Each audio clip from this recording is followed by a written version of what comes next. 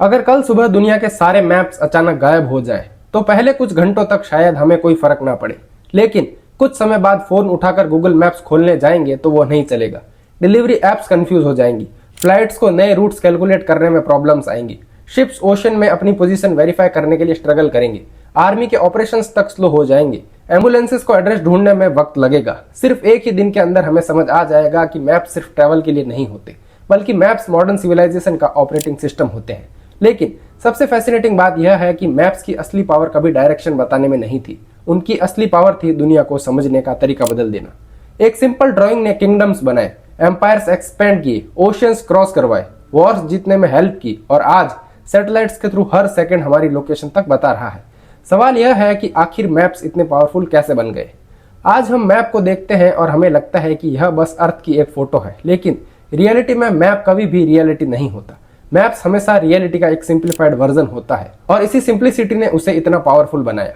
Human brain पूरी दुनिया को एक साथ देख ही नहीं सकता, लेकिन एक मैप पूरी ज्योग्राफी को एक कागज या स्क्रीन पर समेट देता है।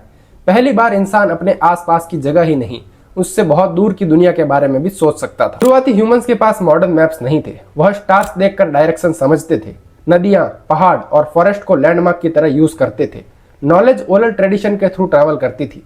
एक एक्सपीरियंस ट्रैवलर दूसरे को बता देता था कि किस हिल के बाद रिवर आएगी, किस जंगल के बाद सेटलमेंट मिलेगी। लेकिन जैसे जैसे सोसाइटीज बड़ी होती गई, सिर्फ याददाश्त काफी नहीं रही, इन्फॉर्मेशन को प्रिजर्व करना जरूरी हो गया।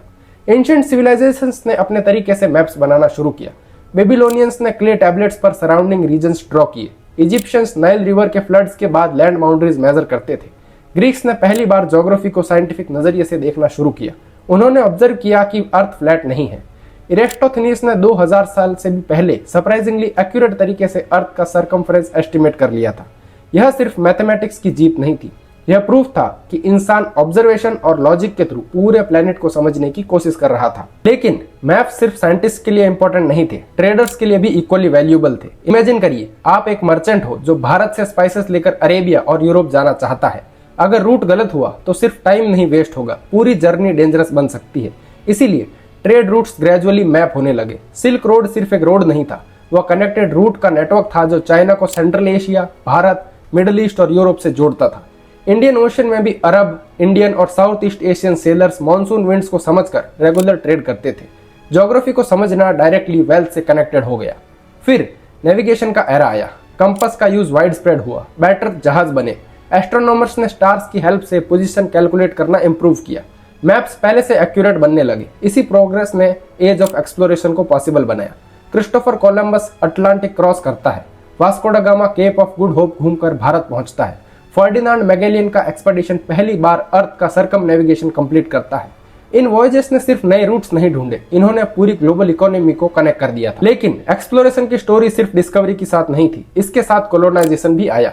यूरोपियन पावर्स ने नए टेरिटरीज मैप किए, रिसोर्सेज आइडेंटिफाई किए और धीरे धीरे उन पर कंट्रोल एस्टेब्लिश किया। इसीलिए इतिहास में मैप्स कभी न्यूट्रल टूल्स नहीं रहे।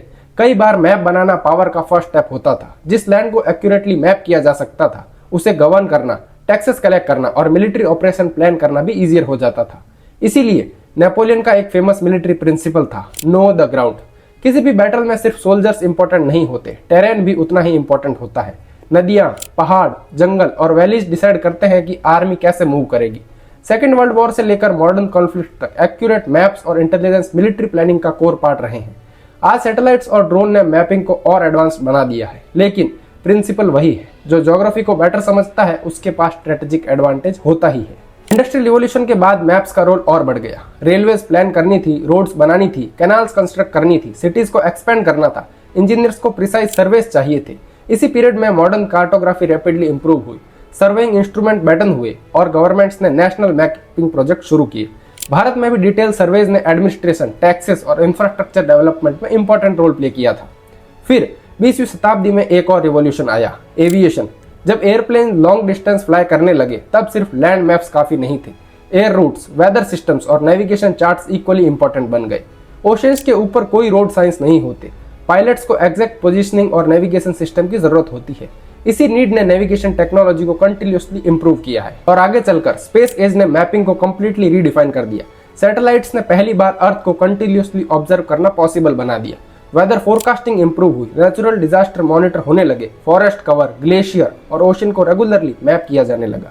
जीपीएस ने लोकेशन को डेमोक्रेटाइज कर दिया। जो टेक्नोलॉजी पहले सिर्फ मिलिट्री यूज करती थी, आज हर स्मार्टफोन यूजर के पॉकेट में है। आज हम गूगल मैप्स खोलते हैं और कुछ ही सेकंड्स में फास्टेस्ट रूट देख लेते हैं। यह इतना नॉर्मल लगता है कि हम उसके पीछे की टेक्नोलॉजी को अप्रिशिएट ही नहीं करते। दर्जनों सैटेलाइट कंटिन्यूसली सिग्नल भेज रहे होते हैं। मैथमेटिकल कैलकुलेशंस हमारी एग्जैक्ट पोजीशन एस्टिमेट करती है। Traffic data real time analyse होता है और फिर एल्गोरिथम डिसाइड करता है कि तुम्हारे लिए बेस्ट रूट कौन सा है। हजारों सालों की मैपिंग का सिंपल इवोल्यूशन आज एक ब्लू लाइन बनकर हमारे फोन पर दिखाई देता है। लेकिन मैप सिर्फ फिजिकल वर्ल्ड को ही रिप्रेजेंट नहीं करते। आज data maps, internet maps, weather maps, election map, disease spread map और इकोनॉमिक मैप भी उतने ही इंपॉर्टेंट है। गवर्नमेंट्स इंफ्रास्ट्रक्चर प्लान करने के लिए मैप यूज करती है। साइंटिस्ट क्लाइमेट चेंज को स्टडी करने के लिए मैप्स यूज करते हैं। बिजनेसेस नए स्टोर्स कहां खोलना है यह डिसाइड करने के लिए लोकेशन डाटा एनालाइज करते हैं।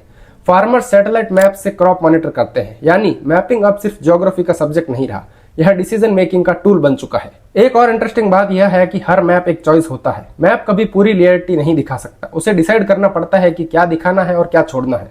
रोड मैप रोड दिखाता है, पॉलिटिकल मैप बॉर्डर दिखाता है, टोपोग्राफिक मैप एलिवेशन दिखाता है और वेदर मैप क्लाउड्स और रेनफॉल। इसीलिए दो अलग मैप्स एक ही जगह को कंप्लीटली अलग नजरिए से दिखा सकते हैं। मैप सिर्फ इंफॉर्मेशन नहीं देता, वह पर्सपेक्टिव भी देता है। इसी वजह से मैप्स पॉलिटिक्स का भी हिस्सा बन जाते हैं। बॉर्डर्स कैसे ड्रॉ होंगे, किस टेरिटरी को कैसे दिखाया जाएगा, किस नाम का यूज होगा, यह सिर्फ टेक्निकल डिसीजंस नहीं होते। कई बार यह डिप्लोमेटिक और हिस्टोरिकल इश्यूज भी बन जाते हैं। इसीलिए मैप्स सिर्फ ज्योग्राफी नहीं, आइडेंटिटी और सोवरेनिटी से भी जज होते हैं। अगर तुम ध्यान से देखो तो ह्यूमन सिविलाइजेशन की हर बड़ी जर्नी किसी न किसी मैप से जुड़ी हुई है। एक्सप्लोरर्स अननोन ओशंस में निकले क्योंकि उन्हें लगता था कि मैप इनकम्प्लीट है। ट्रेडर्स नए मार्केट तक पहुंच पाए क्योंकि उन्हें रूट समझ आए। इंजीनियर्स ब्रिजेस और रेलवेज बना पाए क्योंकि लैंड मेजर हुई। आर्मीज कैंपेन्स प्लान कर पाए क्योंकि उन्हें टेरेन समझ आया। और आज ऑर्डिनरी पीपल कॉन्फिडेंटली ट्रेवल कर पाते हैं क्योंकि सैटेलाइट उन्हें कंटिन्यूसली गाइड कर रहे हैं। शायद मैप्स की सबसे बड़ी अचीवमेंट यह नहीं है कि उन्होंने हमें दुनिया का रास्ता दिखाया, उन्होंने हमें दुनिया को देखने का एक नया तरीका दिया। हर जनरेशन ने अननोन एरियाज को थोड़ा और फिल किया, थोड़ा और एक्यूरेट बनाया और थोड़ा और कनेक्टेड बनाया। और शायद इसीलिए सिविलाइजेशन की प्रोग्रेस को अगर एक ही लाइन में समझना हो तो वह कुछ ऐसे होगी।